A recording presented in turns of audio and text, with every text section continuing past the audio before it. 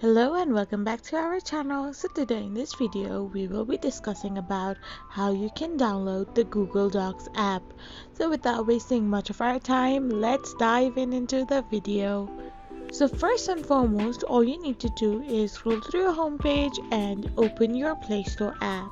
So once you open your Play Store, on the search button all you need to do is type in Google Docs.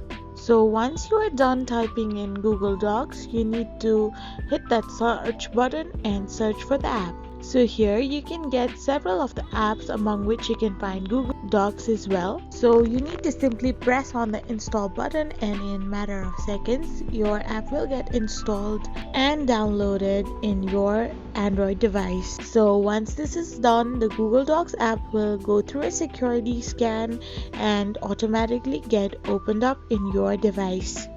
So all you need to do now is scroll back and go to your home screen to check where your app is located. So this is how you download Google Docs. I hope you found this video helpful, so don't forget to hit that subscribe button and do give us a thumbs up. Thank you for watching.